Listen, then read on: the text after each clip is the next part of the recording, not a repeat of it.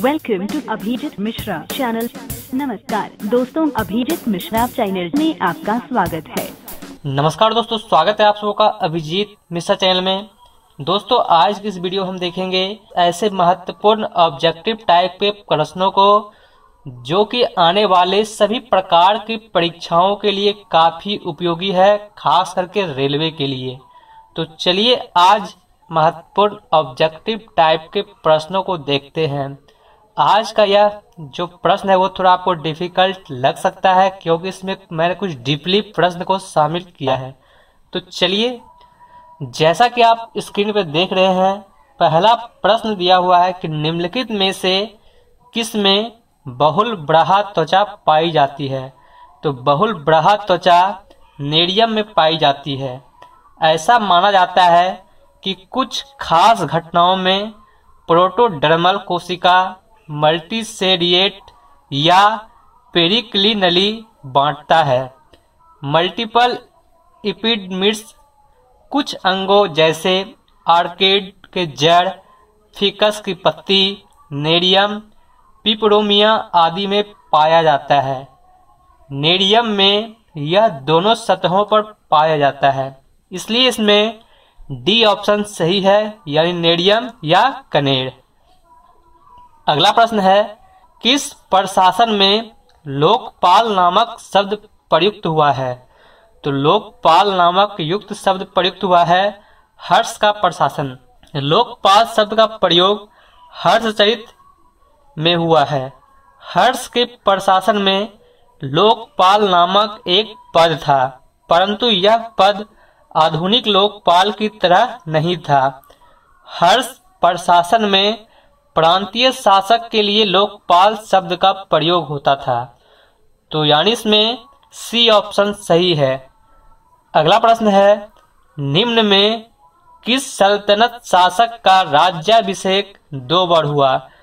तो यह फिरोज तुगलक का राज्याभिषेक 2 बार हुआ था। मोहम्मद बिन तुगलक की मृत्यु के बाद उसका चचेरा भाई फिरोज शाह तुगलक दिल्ली की गद्दी पर बैठा था। फिरोज शाह तुगलक का राज्याभिषेक ठट्टा में हुआ था। पुनः 1351 ईस्वी में दिल्ली में दोबारा राज्याभिषेक हुआ। फिरोज तुगलक ने 24 आपत्तिजनक करों को समाप्त किया। फिरोज के शरीयत द्वारा स्वीकृत 4 करों जिनमें था शामिल खराज यानी लगान, जजिया यानी गैर मुस्लिम से वसूला जाने वाला कर, खुम्स यानी युद्ध में लूटा गया माल, और जकात यानी मुसलमानों से लिया जाने वाला कर आदि को ही प्रचलन में मुख्य रूप से रखा। फिरोज तुगलक ने ब्राह्मणों पर भी जजिया कर लगाए थे, यानी इसमें डी ऑप्शन सही है। अगला प्रश्न है, स्वतंत्रता के बाद भारतीय लोकतंत्र के समक्ष मुख्य चुनौती थी। स्वतंत्रता के बाद भारतीय लोकतंत्र के समक्ष मुख्य चुनौती इनमें से सभी थी, यानी गरीबी का उन्मूलन, पर्यावरण संरक्षण, शांति बनाए रखना, यानी उपयुक्त सभी। भारतीय स्वतंत्रता के समय भारतीय जनता बहुत गरीब थी। उस समय सांप्रदायिकता का तनाव बना हुआ था, पर्यावरण की समस्या भी थी, अतः भारतीय लोकतंत्र के समक्ष ये सभी चुनौतियां थी। तो यानी इसमें डी ऑप्शन सही है। अगला प्रश्न है, सती प्रथा का बहिष्कार किया गया था। तो सती प्रथा का बहिष्कार 1829 ईस्वी में किया गया था।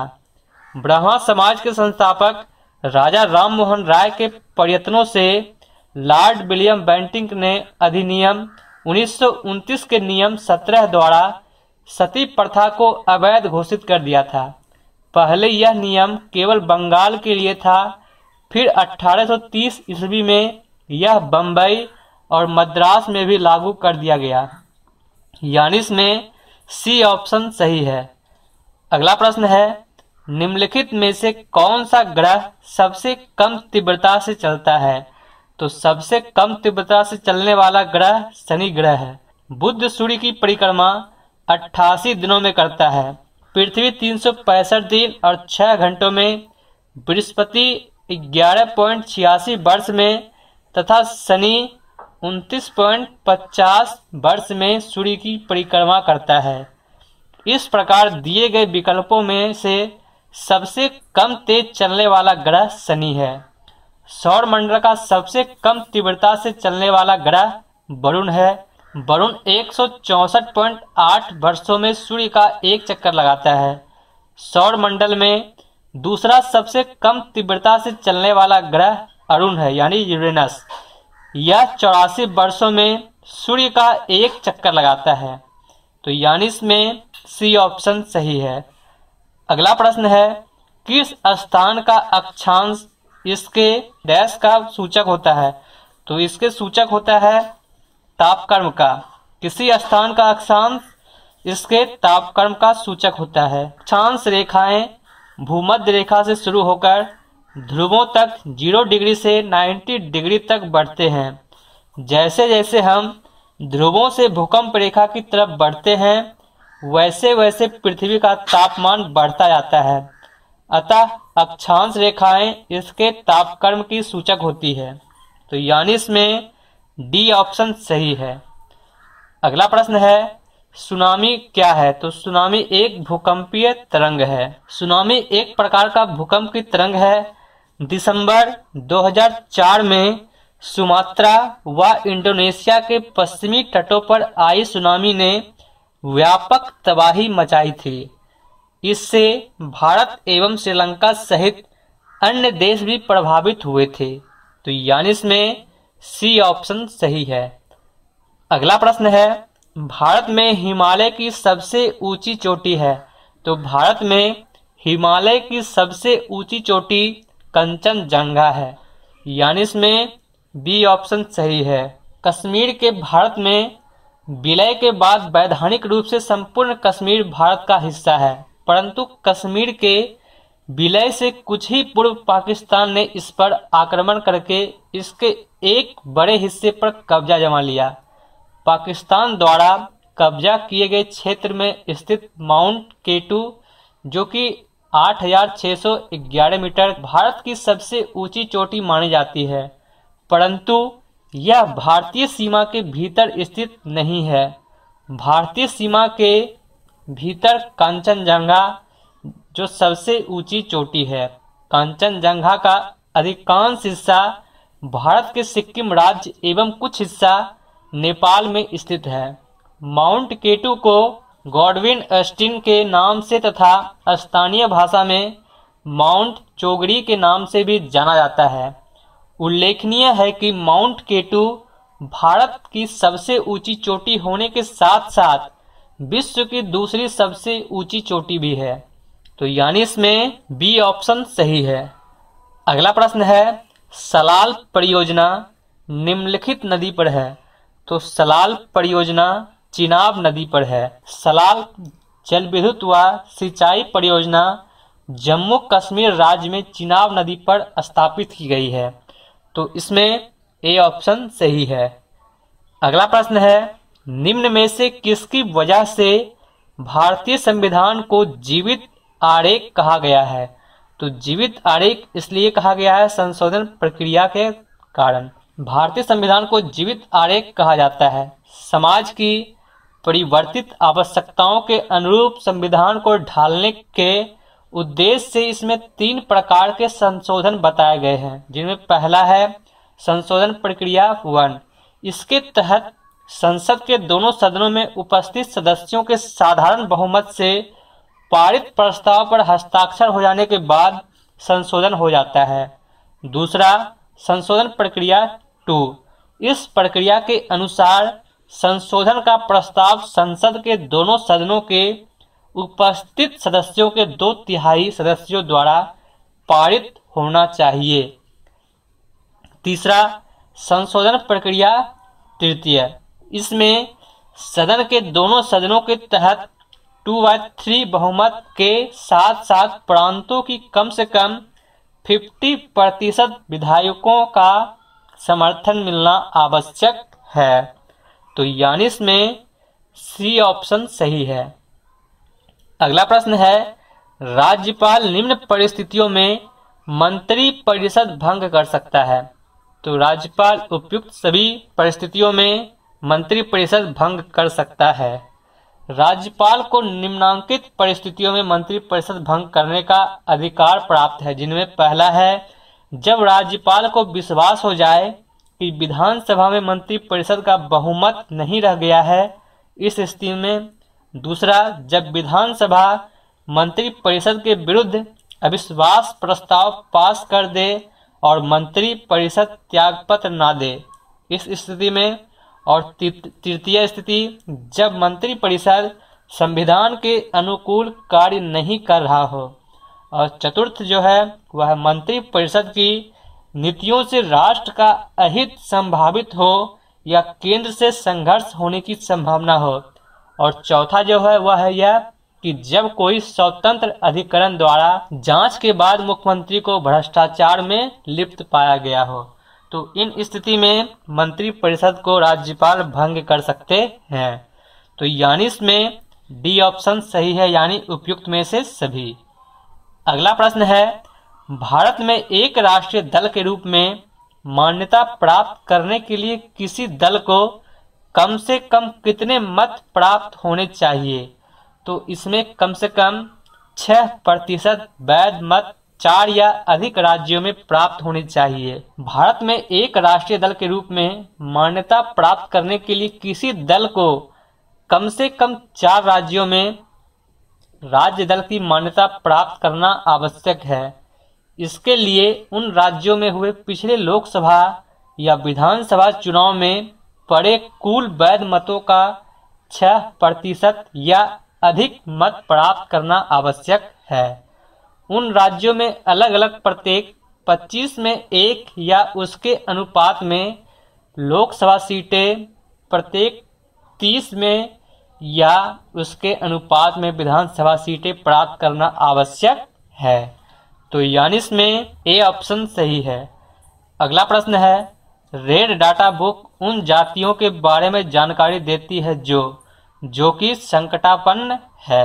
रेड डाटा बुक में उन प्रजातियों की सूची होती है जिनका अस्तित्व संकटग्रस्त है। प्रत्येक रेड डाटा बुक में एक विशिष्ट प्रकार के जंतुओं तथा वनस्पतियों के बारे में जानकारी होती है। इसका प्रकाशक international union for conservation of nature यानी IUCN है, जो प्रजातियों के संरक्षण की स्थिति की जानकारी जुटाने वाला विश्व का प्रमुख प्राधिकरण है। तो यानी इसमें बी ऑप्शन सही है। अगला प्रश्न है, किसी मुद्रा का विनिमय मूल्य अन्य मुद्राओं की तुलना में जानबूझकर कम करने से उस मुद्रा का होता है, तो उस मुद्रा का अवमूल्यन होता है। स्थिर विनिमय दर प्रणाली में विनिमय दर का निर्धारण बाजार में प्रचलित मांग एवं पूर्ति की शक्तियों द्वारा नहीं होता।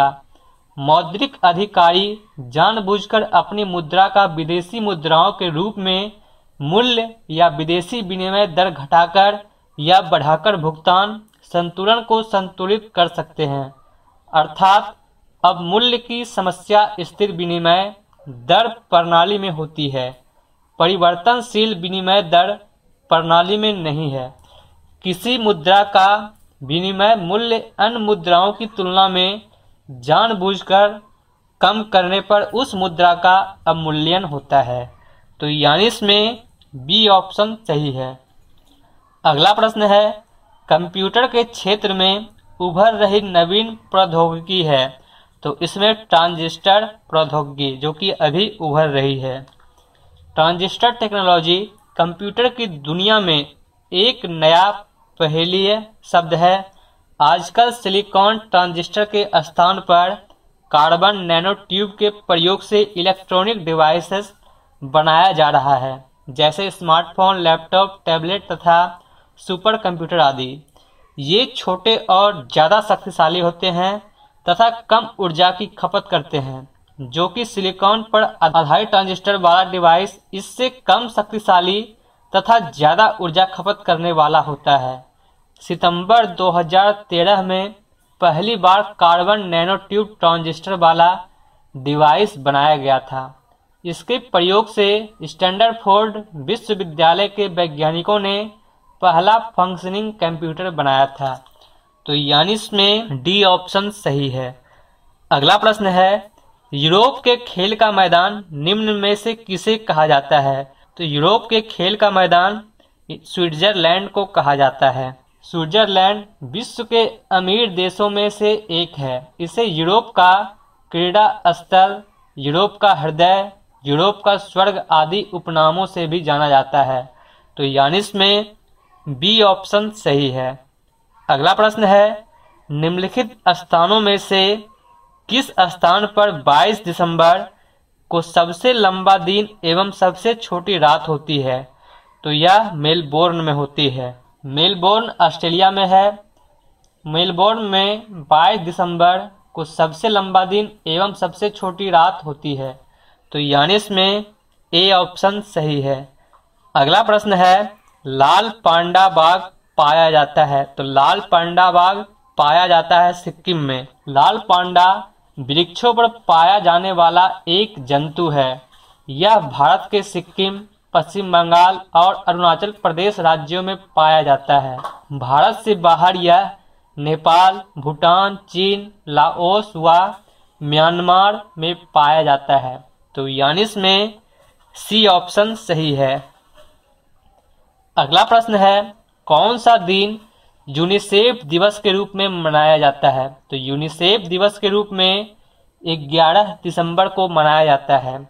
यूनिसेफ दिवस प्रतिवर्ष 11 दिसंबर को मनाया जाता है।